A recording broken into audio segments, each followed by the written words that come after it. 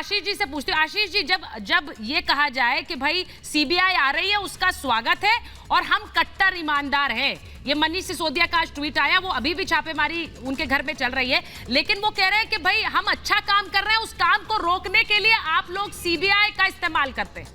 आशीष जी देखिए प्रीता जी, बड़ा अजीब सा तर्क देखता हूँ। तर्क आपको लगता होगा, मुझे मालूम नहीं आप इसे महसूस कर रहे, कितनी बेमानी बातें की जा रही हैं। कहते हैं कि जी इनकी लोकप्रियता से डर गए। लोकप्रियता का पैमाना चुनाव होता है। पिछले दिनों 4 राज्यों में चुनाव हुए, उत्तराखंड में, गोवा में, उत्तर प्रदेश में। आम आदमी पार्टी किस प्रकार से जमानत जब्त हुई है, उसको देखने के बाद भी बार बार यह हल्ला किया जाता है कि हमारी लोकप्रियता से डर रहे हैं। अरे भाई, 400 सीटों पर उत्तर प्रदेश में आपकी जमानत जब्त हुई, गोवा में आपकी जमानत जब्त हुई, आपके सभी लोग उत्तराखंड में चुनाव हार गए, और आप बार बार इस बात का तर्क देते हैं कि लोकप्रियता के कारण। ये आजकल एक फैशन बन गया है, विपक्षी दल भ्रष्टाचार करें और प्रधानमंत्री के खिलाफ खूब बोले और फिर अपने आप को प्रधानमंत्री के सामने पिच कर कर उस भ्रष्टाचार को कवर अप करने का तरीका ढूंढा जाए। साहब, आपने शिक्षा में क्या किया, हेल्थ में क्या किया, मैं उस पर एक अलग डिबेट को इसी समय तैयार हूं। मगर पहले ये बताइए, अगर आज आप बड़े गर्व से कह रही हैं आम आदमी पार्टी की प्रवक्ता, हमने नया मॉडल निकाल दिया, हमने सोचा हम अपनी सरकार की दुकानें चलाएंगे। सरकार की दुकानें तो पहले भी चलती थी। आप उस पार्टी को बिलोंग करती हैं जो 10-10 रुपए अपनी वेबसाइट पर दिखाती थी कि हमें इतना चंदा आया है। वो कहां से आया चंदा? ये 1000 करोड़ रुपए से ज्यादा का घालमेल करके ही तो पंजाब का चुनाव आपने लड़ा है, और उसी पैसे से प्रचार करते हैं, उसी पैसे से अब विदेशों में भी प्रचार किए जा रहे हैं।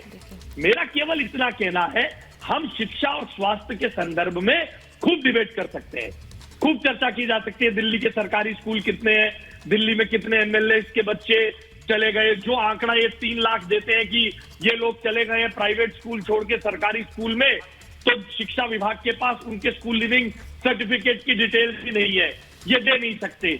मैं उस पर खूब डिबेट करने को तैयार हूं, मगर मुझे ये बताइए, आबकारी नीति पर बड़ा भ्रष्टाचार हुआ। आपने 140 करोड़ रुपए बिना किसी पॉलिसी को फॉलो किए हुए, बिना किसी प्रोसेस को फॉलो किए हुए आप किसी का रिमिशन कर देते हैं। क्यों किया आप लोगों ने ये? और ये कोई बीजेपी के कहने पर मुकदमेबाजी नहीं हुई है साहब।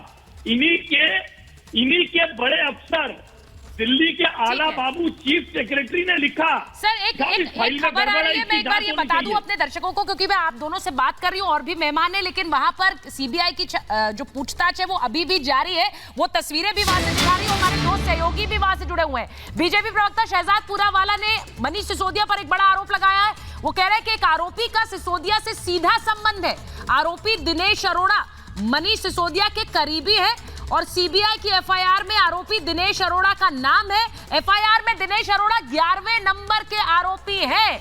अब बीजेपी का आरोप इसे मानिए, क्योंकि उनके राष्ट्रीय प्रवक्ता ये पीसी करके आरोप लगा रहे हैं। आरोपी दिनेश के साथ सिसोदिया की तस्वीर जारी भी उन्होंने की है, यानी कि मनीष सिसोदिया जी के साथ जो तस्वीर दिख रही है वो दिनेश अरोड़ा की है, और वो कह रहे हैं कि आरोपी है सीधे सीधे, और रिश्ता क्या है ये जरा पूछा जाए।